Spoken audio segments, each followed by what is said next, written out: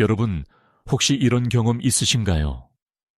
누군가에게 부탁하려다가 거절당할까봐 입을 다물어 버린 적, 내 의견을 말하려다가 다른 사람들이 어떻게 생각할까봐 그냥 삼켜버린 적, 좋아하는 사람에게 다가가려다가 거부당할까봐 멀찌감치 서 있기만 한 적. 우리는 이런 순간들을 너무나 자주 경험합니다. 그리고 그때마다 가슴 한구석이 조여오는 느낌, 숨이 막히는 듯한 불안감을 느끼죠. 이건 단순히 부끄러움이나 소심함의 문제가 아닙니다. 이건 우리 내면 깊은 곳에 자리 잡은 두려움입니다. 바로 거절당하는 것에 대한 두려움이죠. 이 두려움은 너무나 강력해서 우리 삶의 많은 부분을 지배합니다. 우리는 거절당하지 않기 위해 우리 자신을 숨깁니다. 진짜 원하는 것을 포기하고, 진짜 느끼는 감정을 억누르고, 진짜 우리 모습 대신 다른 사람들이 원할 것 같은 모습을 연기합니다. 그렇게 살다 보면 어느 순간 문득 깨닫게 됩니다. 내가 누구인지 모르겠다고, 내가 진짜 원하는 게 뭔지 모르겠다고, 내 삶을 살고 있는 건지 아니면 다른 사람들의 기대에 맞춰 연기하고 있는 건지 헷갈린다고 말이죠. 오늘 이 시간 우리는 함께 이 두려움의 뿌리를 찾아 내려갈 겁니다. 왜 우리는 이렇게 거절이 무서운 걸까요? 왜 다른 사람의 시선과 평가가 이렇게 중요하게 느껴지는 걸까요?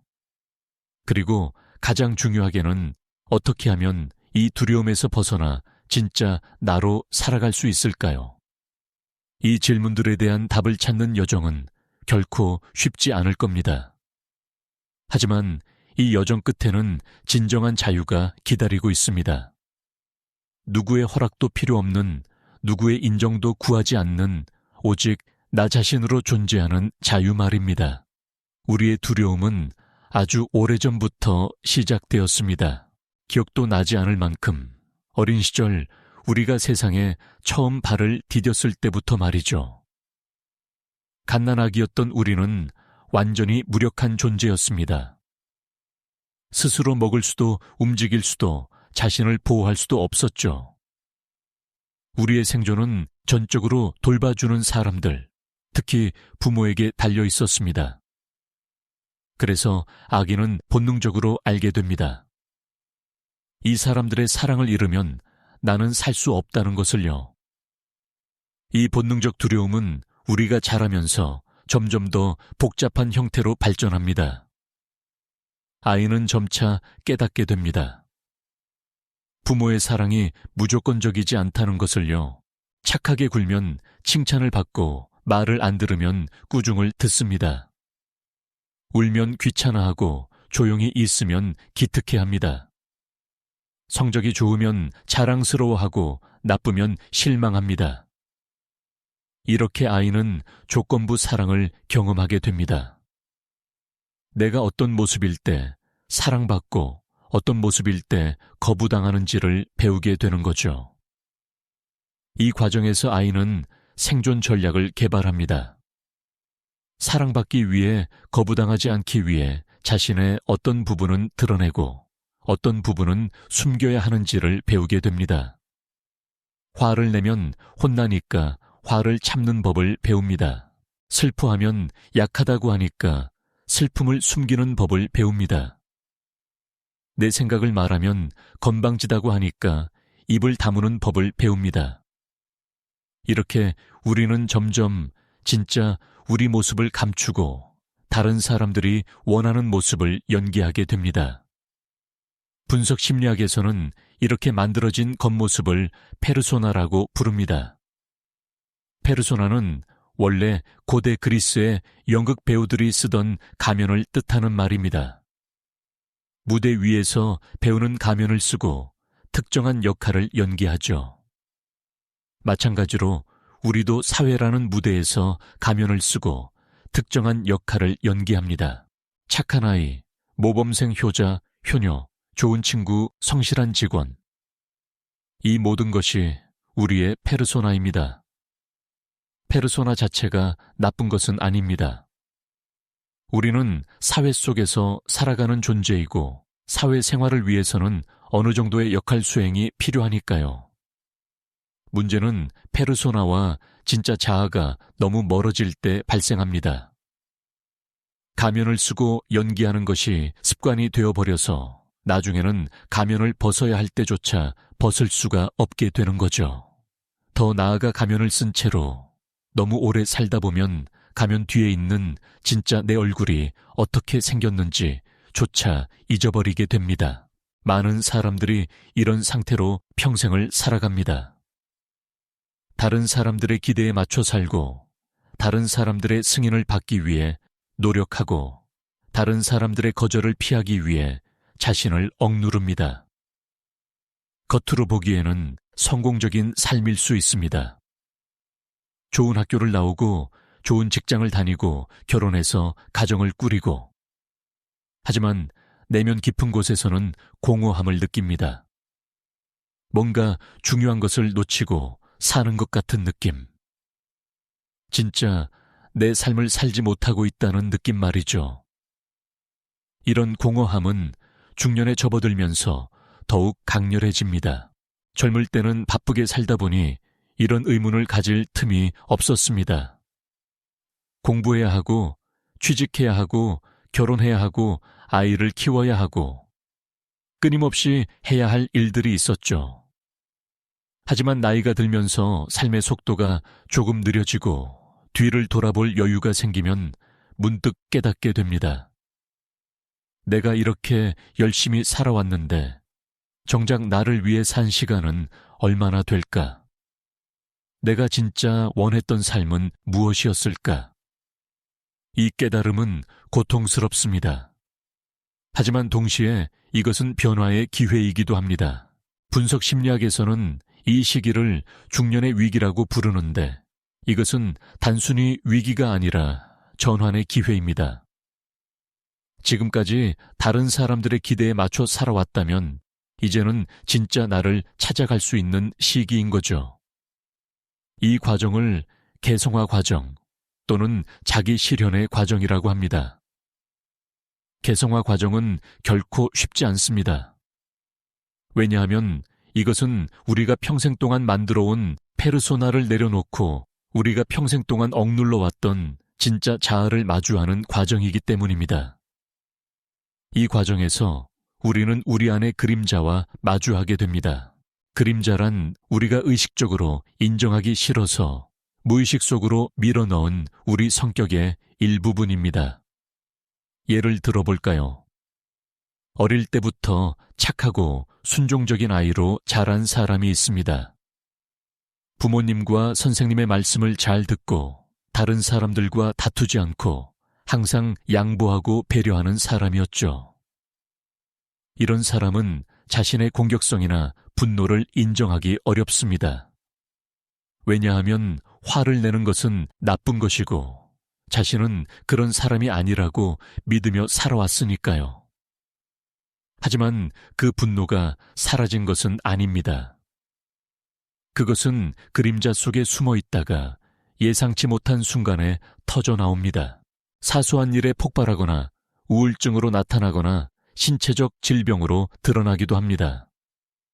또 다른 예를 들어볼까요? 어릴 때부터 강하고 독립적인 사람으로 자란 경우입니다. 울지 말라고, 약한 모습 보이지 말라고 배우며 자랐죠. 이런 사람은 자신의 취약함이나 의존성을 인정하기 어렵습니다. 항상 강해야 하고 혼자서 다 해결해야 하고 다른 사람에게 기대면 안 된다고 생각합니다. 하지만 우리는 본질적으로 관계적 존재입니다. 누구나 때로는 약해지고 도움이 필요하고 의지하고 싶은 순간이 있습니다. 이 욕구를 계속 부정하면 관계에서 어려움을 겪게 되고 깊은 고립감을 느끼게 됩니다.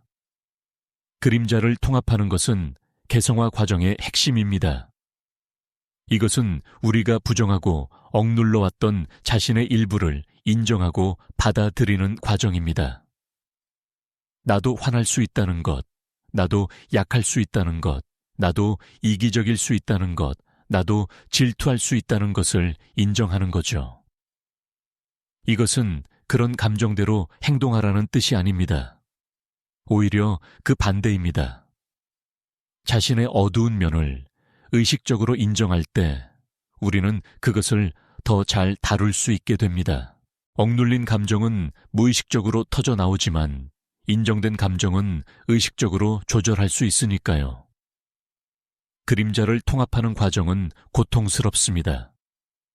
왜냐하면 우리는 자신이 좋은 사람이라고 믿고 싶어 하기 때문입니다.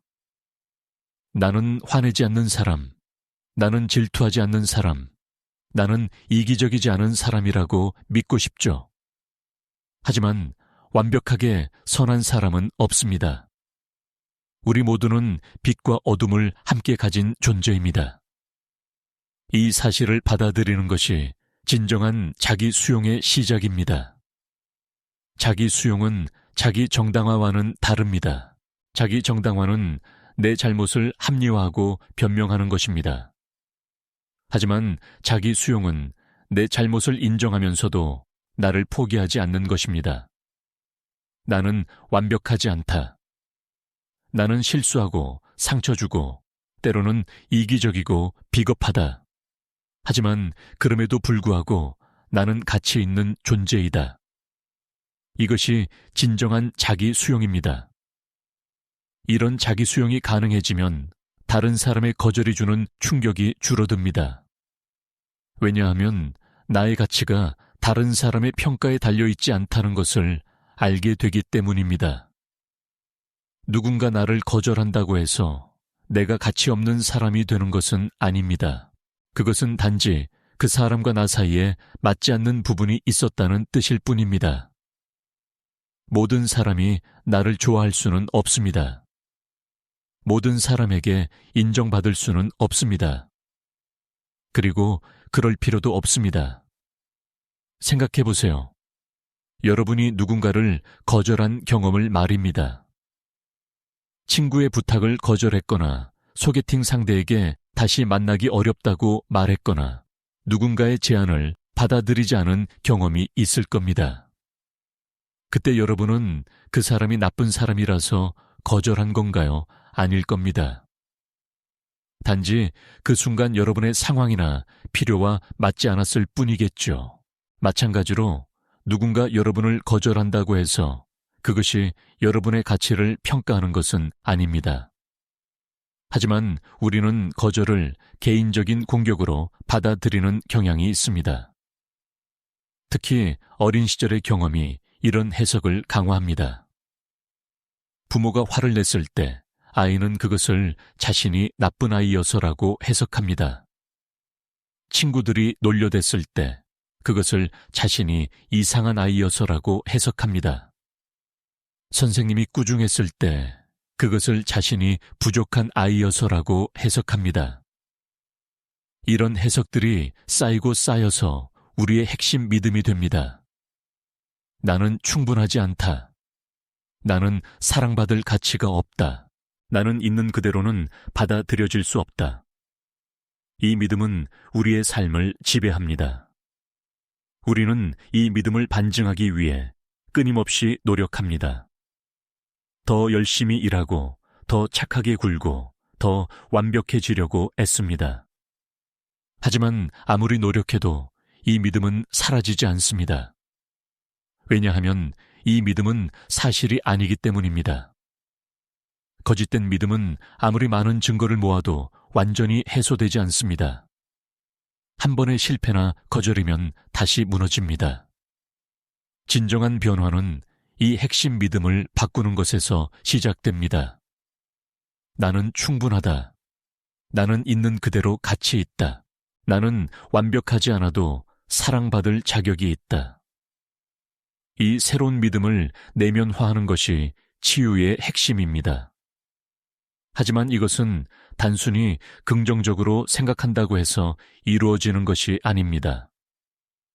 수십 년 동안 쌓인 믿음을 바꾸는 것은 깊은 내면 작업을 필요로 합니다. 이 작업의 첫 단계는 자신의 감정을 느끼는 것입니다. 우리는 고통스러운 감정을 피하려고 합니다. 슬픔, 분노, 수치심, 외로움. 이런 감정들은 불편하니까 억누르고 무시하고 바쁜 일로 덮어버립니다. 하지만 억눌린 감정은 사라지지 않습니다. 그것은 무의식 속에 쌓여서 우리의 행동을 무의식적으로 조종합니다. 예를 들어 어린 시절의 거절 경험에서 생긴 상처가 치유되지 않으면 성인이 된 후에도 새로운 관계를 시작하기 두려워하게 됩니다. 가까워지면 다시 상처받을 것 같아서 거리를 두게 되는 거죠. 감정을 느낀다는 것은 그 감정을 있는 그대로 경험하고 인정하는 것입니다. 슬프면 슬픔을 느끼고, 화가 나면 화를 느끼고, 외로우면 외로움을 느끼는 거죠. 이것은 그 감정에 휩싸여 행동하라는 뜻이 아닙니다. 오히려 그 반대입니다. 감정을 의식적으로 느낄 때 우리는 그 감정에 지배당하지 않고 그것을 관찰할 수 있게 됩니다. 아, 지금 나는 화가 났구나. 왜 화가 났을까? 무엇이 나를 자극했을까? 이렇게 감정을 관찰하고 이해하게 되면 우리는 더 의식적으로 반응할 수 있게 됩니다. 두 번째 단계는 자신의 욕구를 인정하는 것입니다. 우리는 자신의 욕구를 인정하는 것을 이기적이라고 배웠습니다. 특히 한국 문화에서는 개인의 욕구보다 집단의 조화를 우선시하는 경향이 있죠. 나를 주장하지 말고 참고 양보하고 배려하라고 배웁니다. 물론 타인에 대한 배려는 중요합니다. 하지만 자신의 욕구를 완전히 무시하면서까지 다른 사람을 배려하는 것은 건강하지 않습니다. 자신의 욕구를 인정한다는 것은 내가 무엇을 원하는지, 무엇이 필요한지를 솔직하게 들여다보는 것입니다. 나는 쉬고 싶다. 나는 인정받고 싶다. 나는 사랑받고 싶다. 나는 성공하고 싶다. 이런 욕구들을 부끄러워하지 않고 인정하는 거죠. 욕구를 인정한다고 해서 반드시 그것을 모두 충족시켜야 하는 것은 아닙니다. 하지만 자신의 욕구를 알아야 자신을 돌볼 수 있고 진정으로 원하는 것을 위해 노력할 수 있습니다. 세 번째 단계는 자신의 경계를 설정하는 것입니다. 경계란 나와 타인 사이의 선입니다. 여기까지는 내 영역이고 여기서부터는 타인의 영역이다. 이 구분을 명확히 하는 것이 경계 설정입니다. 건강한 경계가 없으면 우리는 타인의 감정과 기대에 휘둘리게 됩니다. 다른 사람이 화내면 내 잘못인 것 같고, 다른 사람이 슬퍼하면 내가 위로해 줘야 할 것 같고, 다른 사람이 기대하면 반드시 그것을 충족시켜야 할 것 같은 거죠. 경계를 설정한다는 것은 타인의 감정과 기대에 대한 책임이 어디까지 나의 것이고 어디서부터 그들의 것인지를 구분하는 것입니다. 예를 들어 친구가 부탁을 했는데 내가 거절했습니다. 친구가 실망할 수 있습니다. 그것은 친구의 감정입니다. 나는 친구의 감정을 이해하고 공감할 수 있지만 내가 그 감정을 책임질 필요는 없습니다. 내게는 내 상황과 필요에 따라 yes 또는 no를 말할 권리가 있습니다.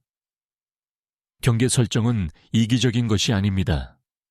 오히려 그 반대입니다. 명확한 경계가 있을 때 진정한 관계가 가능합니다. 경계가 없으면 관계는 의존과 조종으로 변질됩니다.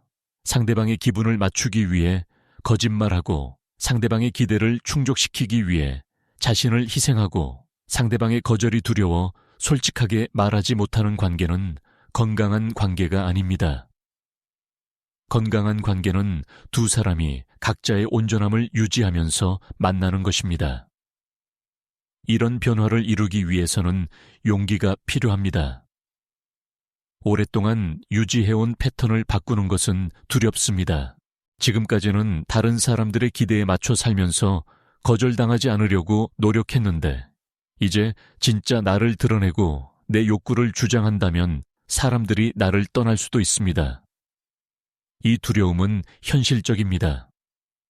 실제로 어떤 사람들은 변화한 여러분을 받아들이지 못할 수도 있습니다. 하지만 여기서 중요한 질문을 해야 합니다. 진짜 나를 받아들이지 못하는 사람들과의 관계가 과연 진정한 관계일까요? 진정한 관계는 상호성에 기반합니다. 한쪽이 자신을 희생하고 다른 쪽의 욕구만 충족시키는 관계는 균형이 맞지 않습니다. 장기적으로 지속될 수 없고, 지속된다 해도 한쪽은 계속 고갈되고 분노가 쌓입니다. 반면 서로가 자신의 온전함을 유지하면서 만나는 관계는 건강합니다. 서로의 차이를 인정하고 서로의 경계를 존중하고 서로의 욕구를 배려하는 관계 말이죠. 변화의 과정에서 일부 관계는 끝날 수도 있습니다. 하지만 그것은 새로운 시작의 공간을 만드는 것이기도 합니다. 진짜 나를 받아들이고 사랑해주는 사람들과의 관계가 자랄 수 있는 공간 말입니다. 그리고 무엇보다 중요한 것은 자기 자신과의 관계입니다. 다른 모든 사람이 나를 떠난다 해도 나 자신은 나와 함께 있습니다. 나 자신을 사랑하고 받아들이는 것이 가장 중요한 관계입니다. 자기 사랑은 자기 도취와는 다릅니다. 자기 도취는 자신이 완벽하고 특별하다고 믿는 것입니다. 하지만 자기 사랑은 자신이 불완전하다는 것을 알면서도 자신을 소중히 여기는 것입니다. 나는 실수하고 부족하고 때로는 이기적이고 비겁하다. 하지만 그럼에도 불구하고 나는 사랑받을 가치가 있다. 나는 나 자신을 사랑한다. 이것이 진정한 자기 사랑입니다. 자기 사랑이 있을 때 우리는 더 이상 다른 사람의 승인에 목마르지 않게 됩니다. 물론 여전히 인정받으면 기쁘고 거절당하면 아픕니다. 우리는 사회적 존재이니까요. 하지만 그것이 나의 가치를 결정하지는 않습니다. 누군가 나를 인정하지 않아도 나는 여전히 가치 있는 사람입니다. 누군가 나를 거절해도 나는 여전히 사랑받을 자격이 있는 사람입니다. 이런 내적 확신이 생기면 역설적으로 거절당하는 일이 줄어듭니다. 왜냐하면 우리가 더 이상 승인을 구걸하지 않기 때문입니다. 필사적으로 매달리지 않고 가면을 쓰고 연기하지 않고 진짜 나를 편안하게 드러낼 때 사람들은 오히려 더 끌립니다. 진정성은 매력적입니다. 자신감은 매력적입니다. 자기 자신을 사랑하는 사람은 다른 사람들에게도 사랑받습니다. 물론 이 모든 것이 하루아침에 이루어지는 것은 아닙니다. 개성화는 평생의 여정입니다. 우리는 계속해서 우리 자신을 발견하고 우리의 그림자를 통합하고 더 온전한 우리가 되어갑니다. 이 과정에서 때로는 후퇴하고 넘어지고 다시 일어섭니다. 그것은 자연스러운 일입니다. 중요한 것은 방향입니다. 우리가 어디를 향해 가고 있는가? 더 진정한 나 자신이 되는 방향으로 가고 있는가? 이 여정에서 우리를 도와주는 것들이 있습니다.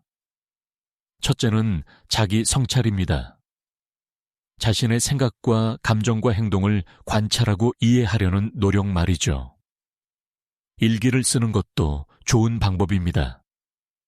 오늘 무슨 일이 있었고 어떤 감정을 느꼈고 왜 그렇게 반응했는지를 적어보는 거죠. 이런 성찰을 통해 우리는 우리 자신의 패턴을 발견하게 됩니다. 아, 나는 거절당할까봐 두려울 때 이렇게 행동하는구나. 나는 인정받고 싶을 때 이런 식으로 굴게 되는구나. 둘째는 명상이나 마음챙김 수련입니다.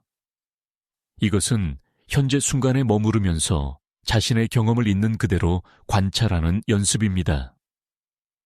우리는 대부분 과거의 후회나 미래의 걱정 속에 살면서 현재 순간을 놓치고 삽니다. 하지만 진짜 삶은 지금 이 순간에 있습니다.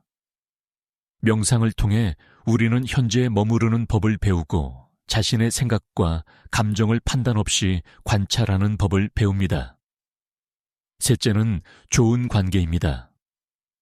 우리를 있는 그대로 받아들여주고 우리의 성장을 지지해주는 사람들과의 관계 말이죠. 이것은 친구일 수도 있고 가족일 수도 있고 상담사나 멘토일 수도 있습니다. 중요한 것은 그 관계 속에서 우리가 안전하게 우리 자신을 드러낼 수 있다는 것입니다.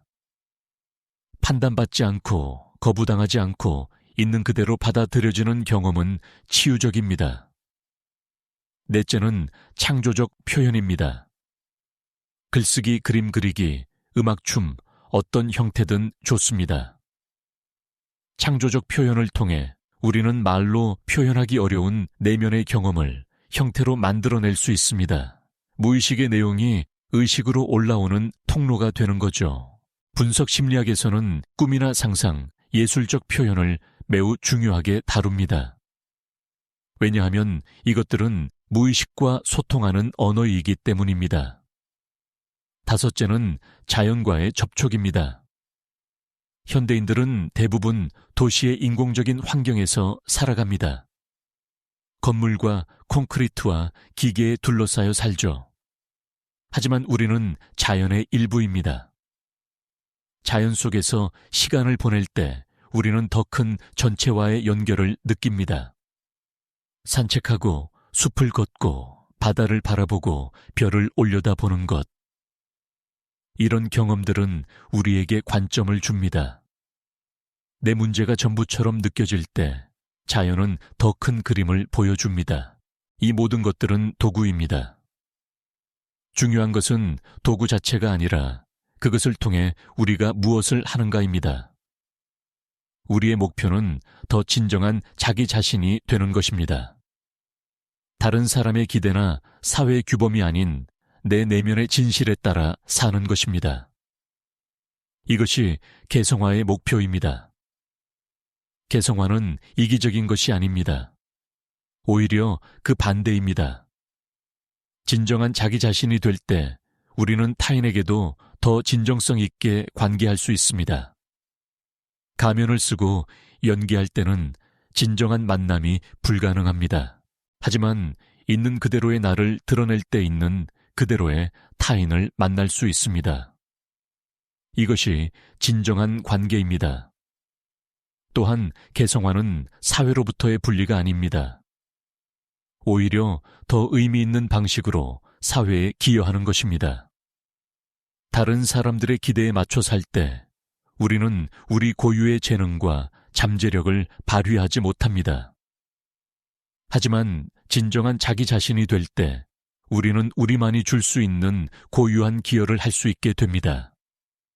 세상은 똑같은 사람들로 가득한 것이 아니라 각자 고유한 개성을 가진 사람들로 풍부해집니다.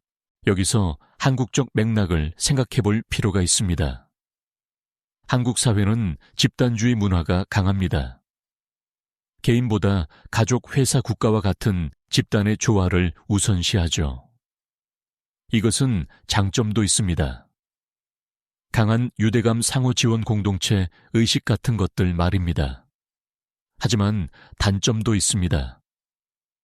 개인의 개성과 욕구가 무시되기 쉽고 다름이 문제로 여겨지고 수능의 압력이 강합니다.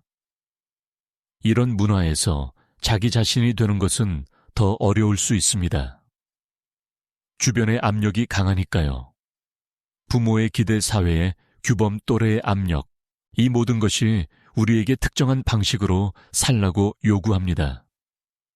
좋은 대학에 가고 안정적인 직장을 구하고 적당한 나이에 결혼하고 아이를 낳고, 이 길에서 벗어나는 것은 용기가 필요합니다.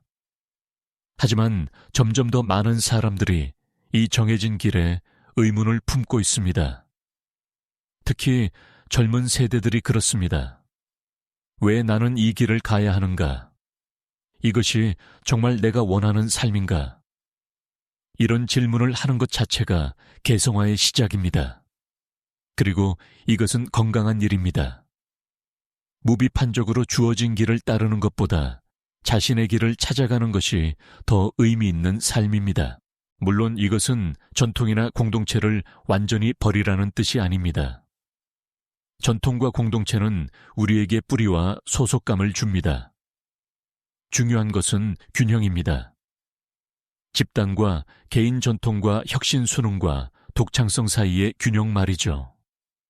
우리는 공동체의 일원이면서 동시에 고유한 개인입니다. 이 두 측면을 모두 살려내는 것이 과제입니다.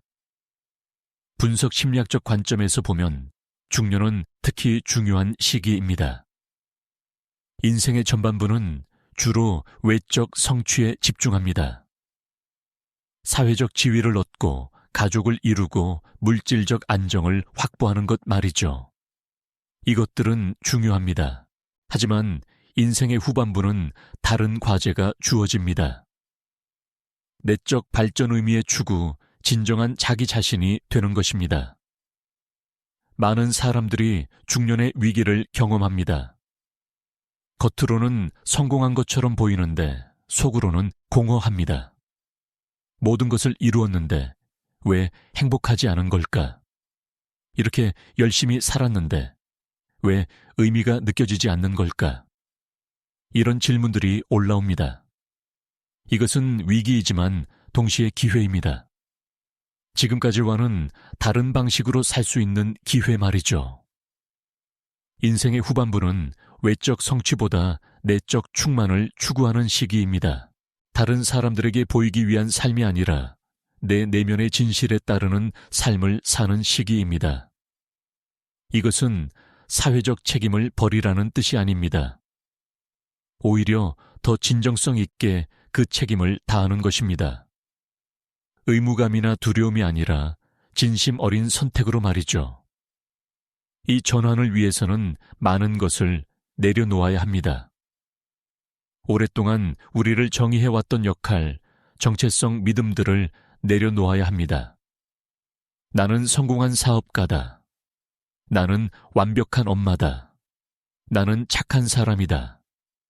이런 정체성들은 우리를 보호해주기도 했지만 동시에 제한하기도 했습니다. 이제는 그 틀을 벗어나 더 넓은 나를 발견할 때입니다. 이 과정은 고통스러울 수 있습니다. 오래된 자아가 죽는 것처럼 느껴지니까요.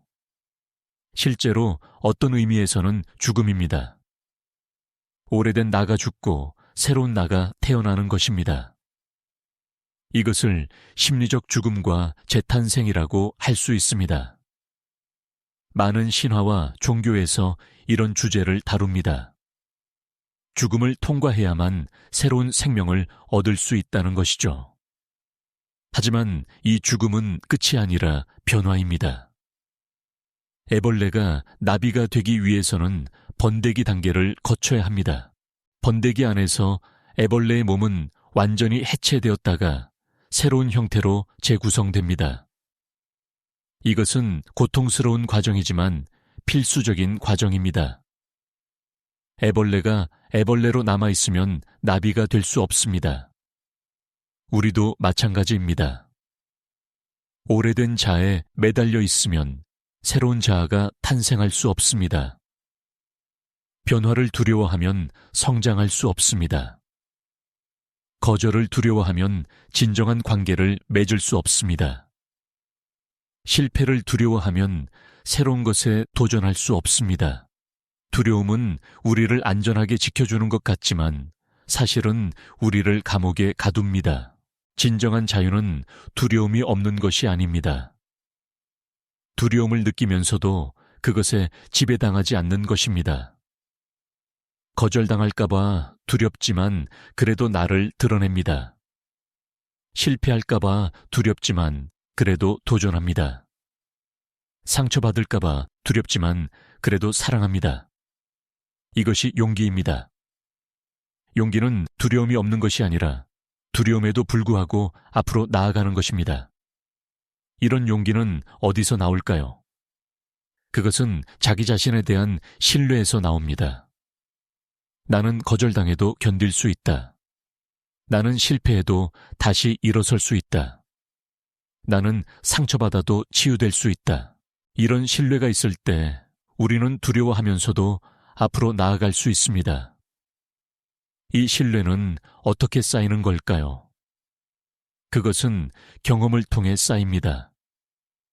실제로 거절당하고도 살아남는 경험, 실제로 실패하고도 다시 일어서는 경험, 실제로 상처받고도 치유되는 경험.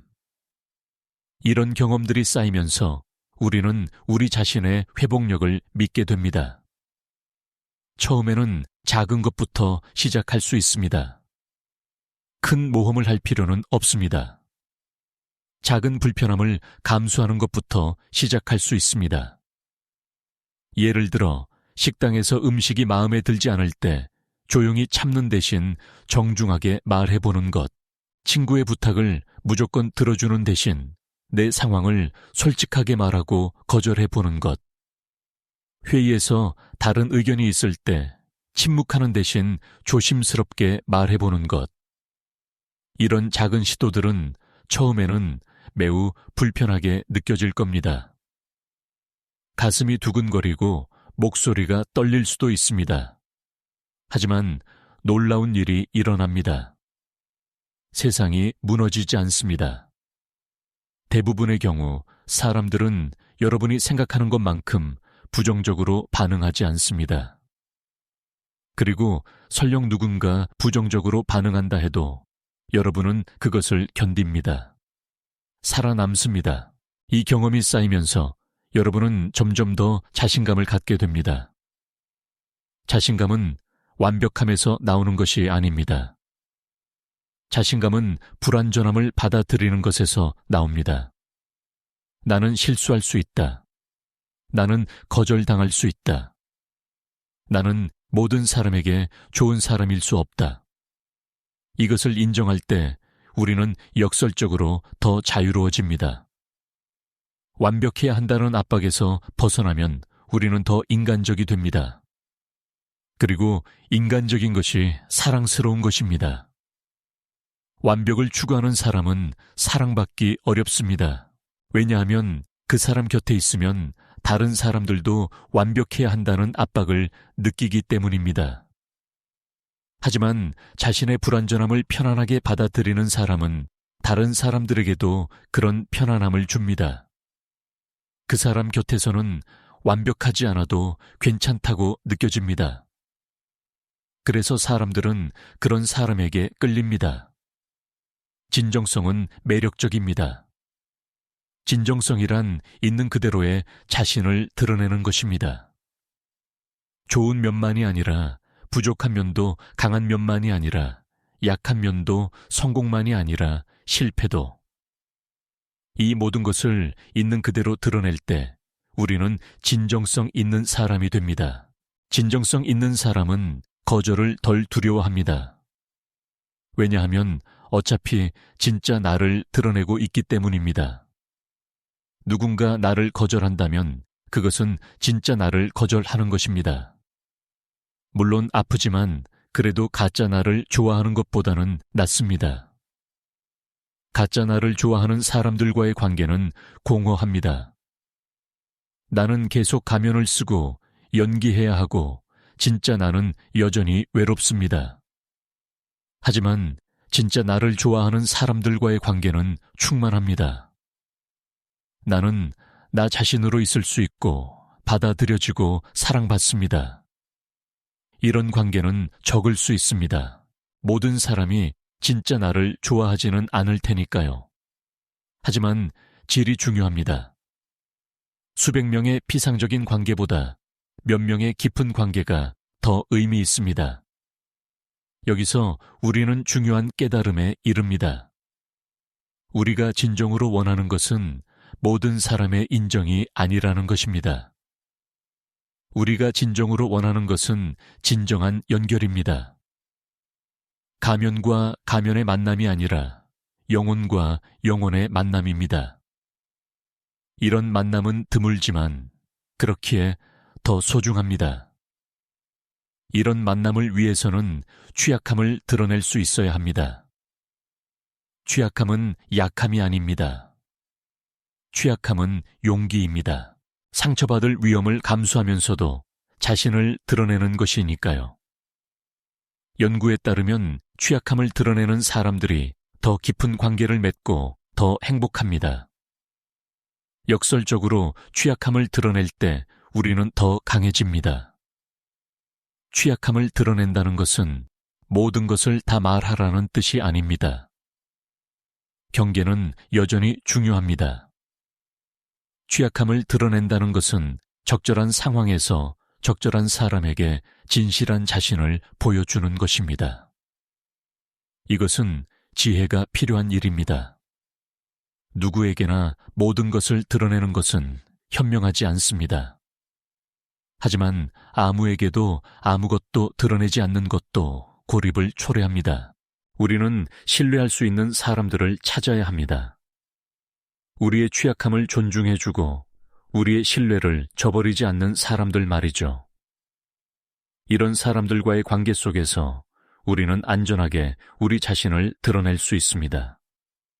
그리고 이 경험은 치유적입니다. 불완전한 나를 드러냈는데도, 받아들여지는 경험, 약한 모습을 보였는데도 거부당하지 않는 경험. 이런 경험들이 우리 내면의 상처를 치유합니다. 어린 시절 우리는 조건부 사랑을 경험했습니다. 특정한 모습일 때만 사랑받고 특정한 모습일 때는 거부당했죠. 이것이 우리 내면에 상처를 남겼습니다.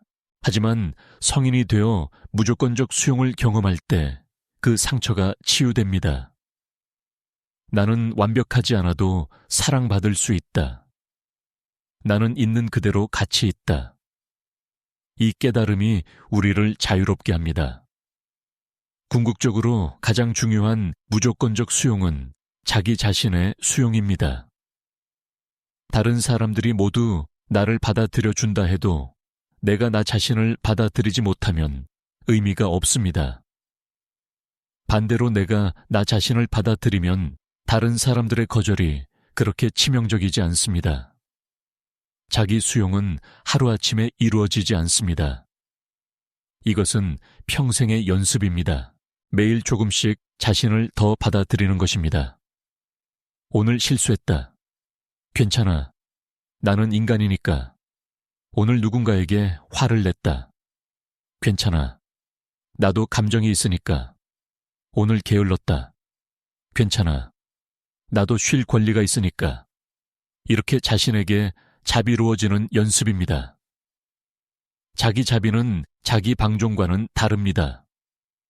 자기 방종은 자신의 잘못을 정당화하고 변화를 거부하는 것입니다.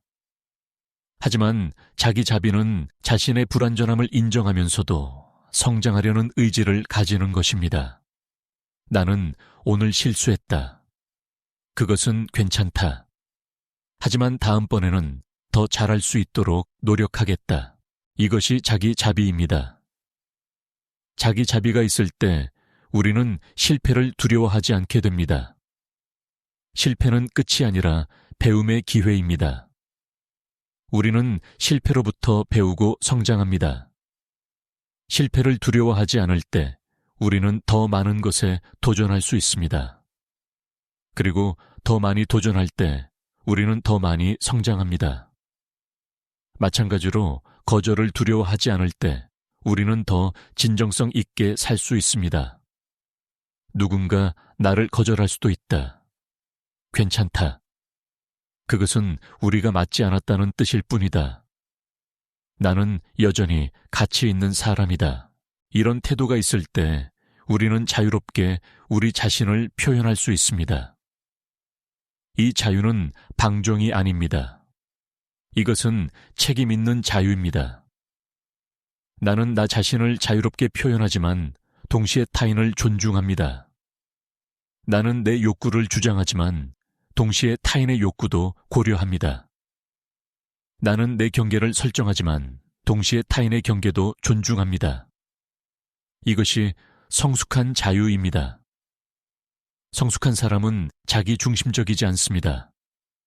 오히려 진정한 자기 자신이 될 때 우리는 타인에게 더 열려 있게 됩니다. 내가 나 자신을 방어할 필요가 없을 때 나는 타인의 말을 진정으로 들을 수 있습니다. 내가 인정받으려고 애쓸 필요가 없을 때 나는 타인을 진정으로 인정할 수 있습니다. 내가 retry and continue 사랑받기 위해 노력할 필요가 없을 때 나는 타인을 진정으로 사랑할 수 있습니다. 이것이 개성화의 역설입니다. 나 자신이 되는 것이 이기적으로 들리지만 실제로는 그 반대입니다. 진정한 나 자신이 될 때 나는 타인과 더 깊이 연결될 수 있습니다. 왜냐하면 이제 나는 가면이 아니라 진짜 얼굴로 만나기 때문입니다. 역할이 아니라 존재로 만나기 때문입니다. 이런 만남 속에서 우리는 비로소 진정한 친밀감을 경험합니다. 친밀함은 단순히 물리적으로 가까이 있는 것이 아닙니다. 친밀함은 영혼의 거리입니다. 가면을 벗고 진짜 나를 보여주고 진짜 상대를 보는 것입니다. 이런 만남은 드물지만 우리 삶에 깊은 의미를 줍니다. 우리 모두는 본질적으로 보이고 싶어 합니다. 진짜 나를 누군가 알아봐 주기를 원합니다. 하지만 역설적으로 우리는 진짜 나를 숨깁니다. 거절당할까봐 두렵기 때문입니다. 그래서 우리는 가면 뒤에 숨어서 누군가 그 가면을 사랑해 주기를 기다립니다. 하지만 가면을 사랑받아도 진짜 나는 여전히 외롭습니다. 용기를 내야 합니다. 가면을 벗고 진짜 나를 보여줄 용기 말입니다. 거절당할 수도 있습니다. 하지만 받아들여질 수도 있습니다. 그리고 진짜 나를 받아들여주는 한 사람의 사랑이 1000명의 가면을 향한 사랑보다 의미 있습니다. 이 용기는 자기 사랑에서 나옵니다. 내가 나를 사랑할 때 다른 사람의 거절이 덜 무섭습니다. 왜냐하면 나에게는 나 자신이라는 가장 중요한 사랑이 있으니까요. 다른 사람들은 올 수도 있고 갈 수도 있습니다. 하지만 나 자신은 평생 나와 함께입니다. 그러니 가장 중요한 관계는 나 자신과의 관계입니다. 나 자신과 좋은 관계를 맺는다는 것은 무엇을 의미할까요? 그것은 나 자신을 친구처럼 대하는 것입니다. 좋은 친구에게 하듯이 나 자신에게도 친절하고 인내심 있고 용서하는 것입니다. 좋은 친구가 실수했을 때 우리는 그 친구를 비난하지 않고 위로합니다. 마찬가지로 내가 실수했을 때 나 자신을 비난하지 않고 위로해야 합니다. 하지만 많은 사람들이 자신에게는 가혹합니다. 다른 사람에게는 친절한데 자신에게는 냉정합니다. 다른 사람의 실수는 이해하는데 자신의 실수는 용서하지 못합니다. 왜 그럴까요? 그것은 우리가 어릴 때부터 자신에게 가혹해야 한다고 배웠기 때문입니다. 자신을 채찍질해야 더 나아진다고 믿었던 것이죠. 하지만 연구들은 반대를 보여줍니다. 자기 비판은 동기부여에 도움이 되지 않습니다. 오히려 자기 자비가 더 효과적입니다. 자신에게 친절한 사람들이 더 잘 성장하고 더 행복하고 더 회복력이 강합니다. 자기 비판은 우리를 움츠러들게 하지만 자기 자비는 우리를 성장하게 합니다. 자기 자비를 연습하는 간단한 방법이 있습니다. 힘든 순간에 자신에게 손을 얹고 부드럽게 말하는 것입니다. 지금 힘들구나. 괜찮아. 누구나 힘들 때가 있어. 나는 혼자가 아니야. 나는 이것을 견딜 수 있어. 이런 말들이 단순해 보이지만 놀라울 정도로 효과적입니다. 우리는 자신에게 하는 말에 영향을 받습니다. 우리가 자신에게 하는 말은 우리의 내면 대화를 형성합니다. 많은 사람들의 내면 대화는 비판적입니다. 너는 충분하지 않아. 너는 실수했어. 너는 바보야. 이런 말들을 자신에게 계속하면 우리는 점점 약해집니다. 하지만 내면 대화를 바꿀 수 있습니다. 너는 최선을 다하고 있어. 너는 배우고 있어. 너는 가치 있어. 이런 말들로 바꿀 수 있습니다. 물론 처음에는 이런 말들이 거짓말처럼 느껴질 수 있습니다. 오랫동안 자기 비판에 익숙했다면 자기 격려는 어색하게 느껴집니다.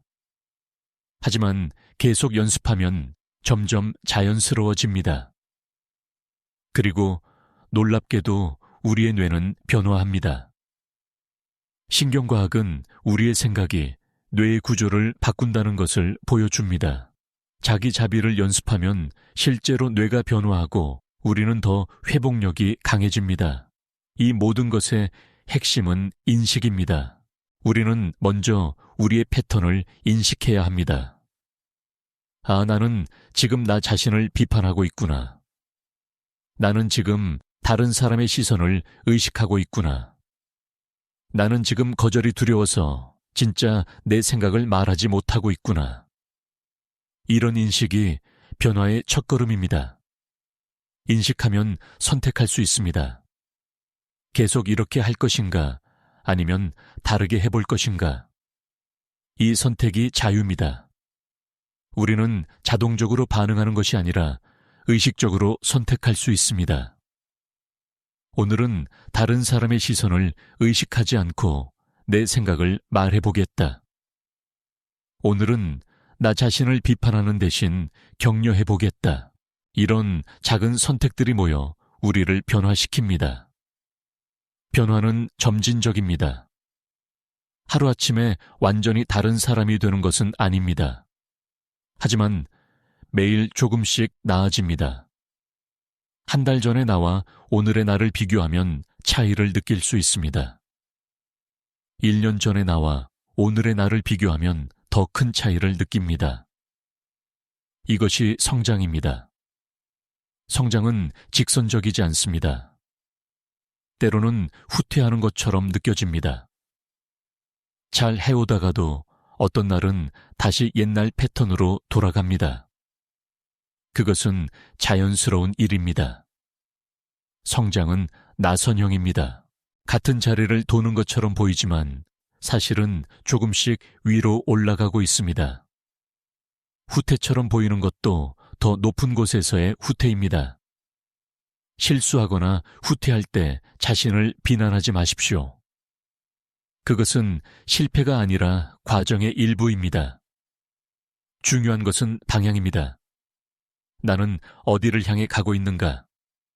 더 진정한 나 자신이 되는 방향인가? 더 자유로워지는 방향인가? 더 사랑하는 방향인가? 그렇다면 당신은 올바른 길을 가고 있는 것입니다.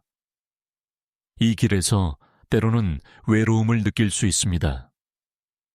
변화한다는 것은 익숙한 것을 떠나는 것이기도 하니까요. 오래된 관계들이 불편해질 수 있습니다. 당신이 변했는데 상대방은 여전히 옛날의 당신을 기대하니까요. 어떤 관계는 끝날 수도 있습니다. 그것은 슬픈 일이지만 때로는 필요한 일입니다. 공간이 비워져야 새로운 것이 들어올 수 있습니다. 오래된 관계가 끝나야 새로운 관계가 시작될 수 있습니다. 가짜 나를 사랑하는 사람들이 떠나야 진짜 나를 사랑하는 사람들이 올 수 있습니다. 이것은 자연스러운 과정입니다. 슬퍼해도 괜찮지만 그것이 당신을 멈추게 하지는 않기를 바랍니다. 또한 당신이 변화하면 주변 사람들도 영향을 받습니다. 당신이 진정성 있게 살기 시작하면 다른 사람들도 그럴 허가를 받은 것처럼 느낍니다. 당신이 취약함을 드러내면 다른 사람들도 안전하게 그럴 수 있습니다.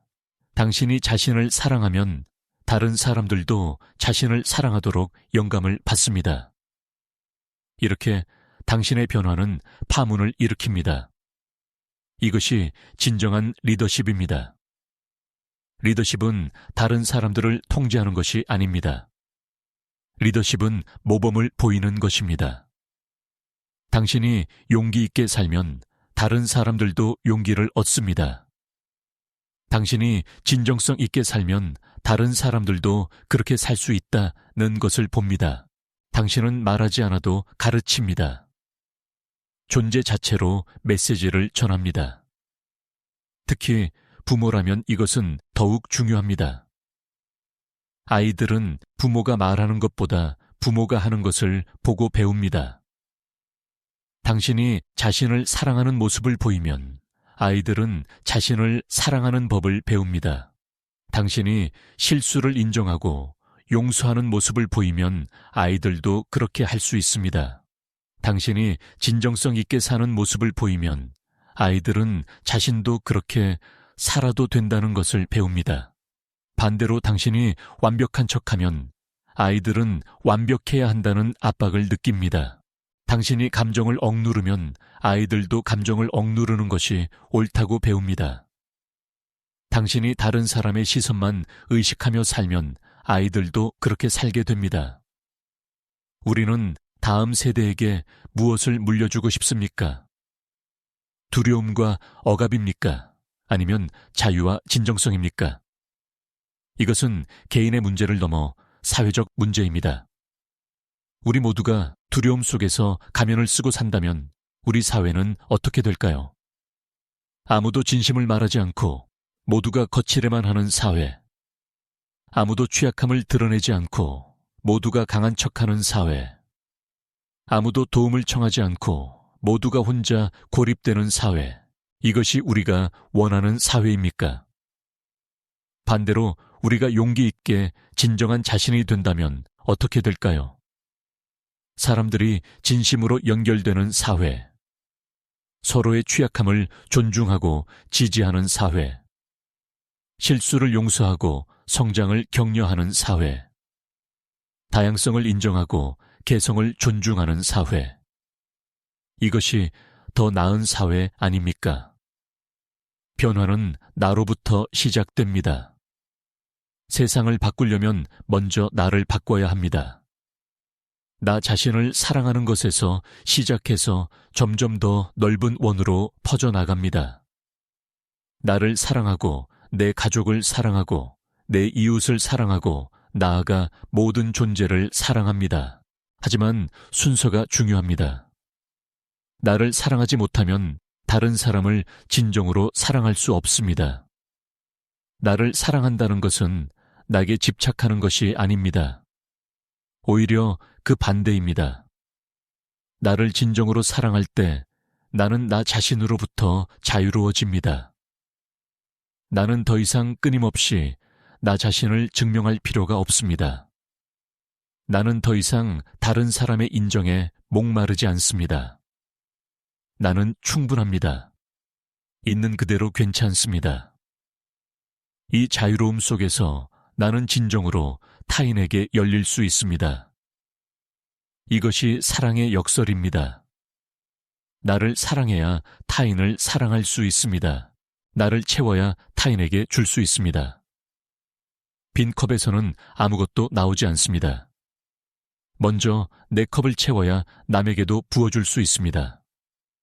이것은 이기심이 아니라 지혜입니다. 비행기 안전수칙을 떠올려 보십시오. 산소 마스크가 떨어지면 먼저 자신이 쓰고 나서 아이를 도우라고 합니다. 왜 그럴까요? 자신이 산소가 부족하면 아이를 도울 수 없기 때문입니다. 마찬가지로 자신을 돌보지 않으면 타인을 돌볼 수 없습니다. 자기 돌봄은 이기적인 것이 아니라 필수적인 것입니다. 자기 돌봄은 여러 차원에서 이루어집니다. 신체적 돌봄은 충분히 자고 건강하게 먹고 운동하는 것입니다.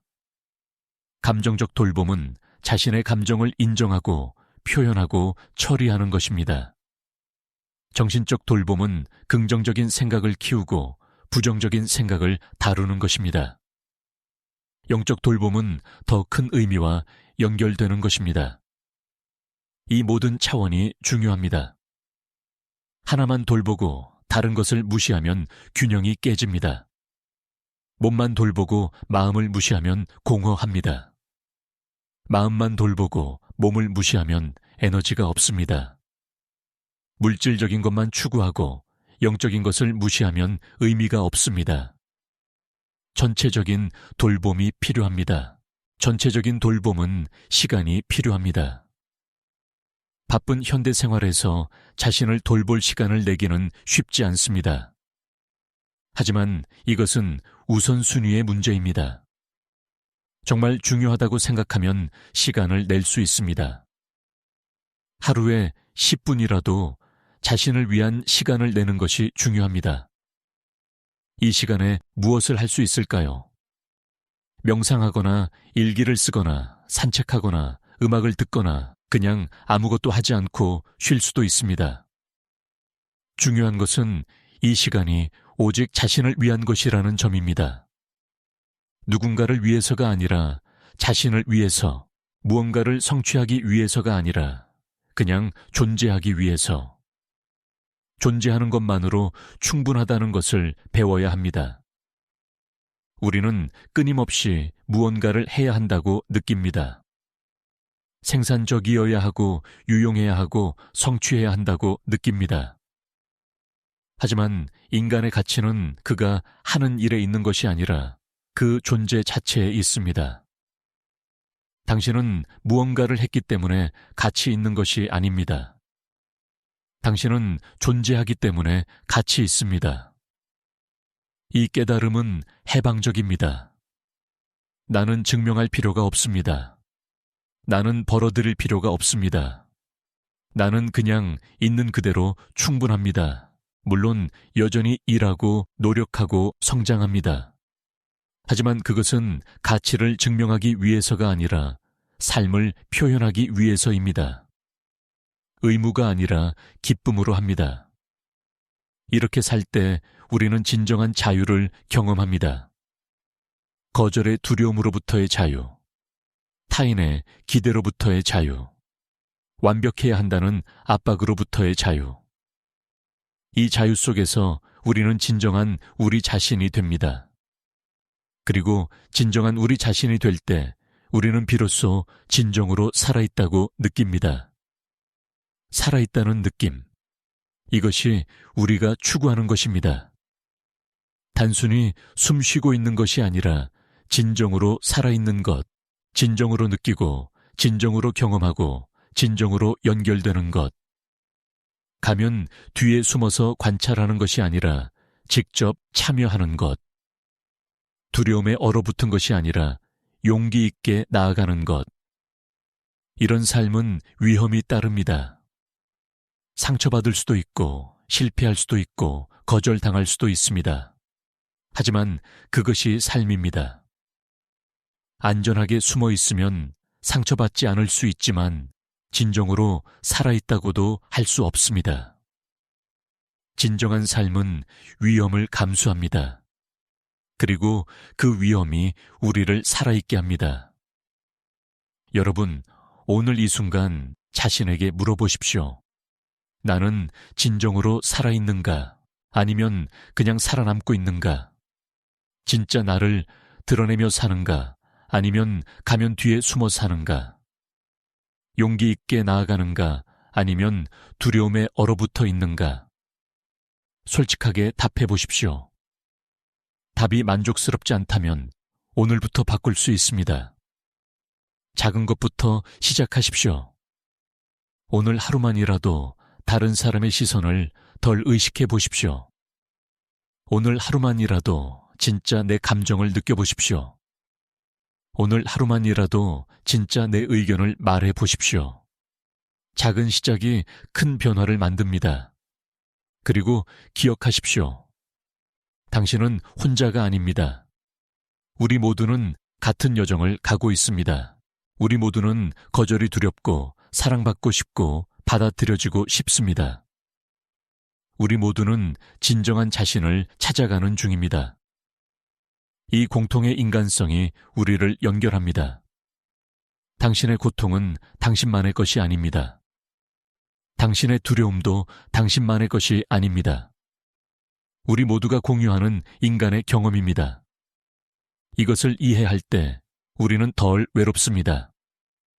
우리는 모두 같은 배를 타고 있습니다. 서로를 이해하고 지지할 수 있습니다. 그러니 자신에게 자비로우십시오. 완벽하지 않아도 괜찮습니다. 아직 멀었어도 괜찮습니다. 중요한 것은 당신이 시도하고 있다는 것입니다. 당신이 성장하고 있다는 것입니다. 당신이 더 나은 자신이 되려고 노력하고 있다는 것입니다. 이것으로 충분합니다.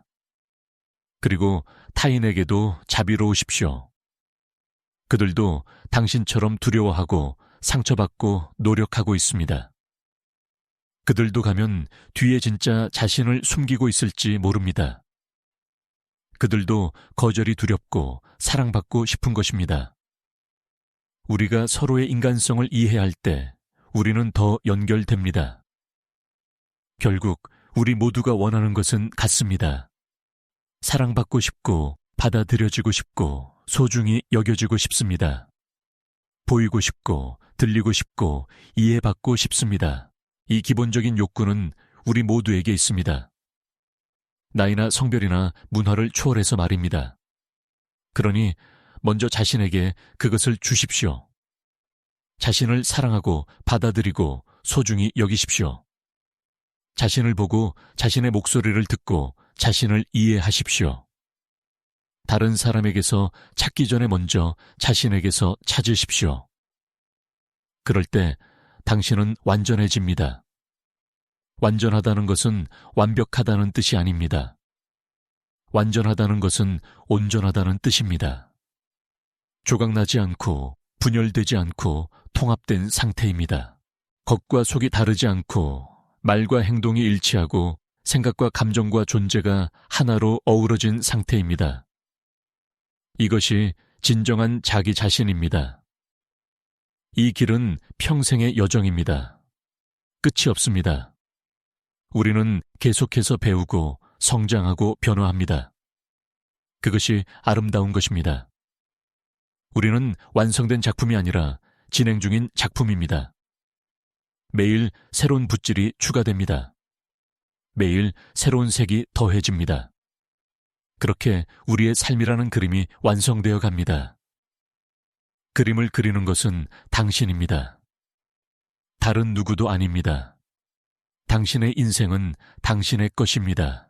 다른 사람의 기대대로 살 필요가 없습니다. 사회의 기준에 맞출 필요가 없습니다. 당신의 진실에 따라 살면 됩니다. 당신의 내면의 목소리를 들으면 됩니다. 당신 자신이 되면 됩니다. 세상에는 당신이 필요합니다. 가짜 당신이 아니라 진짜 당신이 필요합니다. 당신만이 줄 수 있는 고유한 선물이 있습니다. 당신만이 할 수 있는 고유한 기여가 있습니다. 하지만 가면 뒤에 숨어 있으면 그 선물을 줄 수 없습니다. 진짜 당신이 나와야 합니다. 용기를 내십시오. 가면을 벗으십시오. 진짜 당신을 세상에 보여주십시오. 거절당할 수도 있습니다. 하지만 받아들여질 수도 있습니다. 그리고 진짜 당신을 받아들이는 사람들과의 연결이야말로 진정한 연결입니다. 그것이 당신을 살아있게 합니다. 거절의 두려움을 놓아주십시오. 그 두려움은 당신을 보호하는 것처럼 보이지만 사실은 당신을 감옥에 가둡니다. 진정한 안전은 두려움을 피하는 데 있지 않습니다. 진정한 안전은 자기 자신에 대한 신뢰에 있습니다. 무슨 일이 일어나도 나는 괜찮을 것이라는 신뢰 말입니다. 이 신뢰는 하루아침에 생기지 않습니다. 하지만 매일 조금씩 키울 수 있습니다.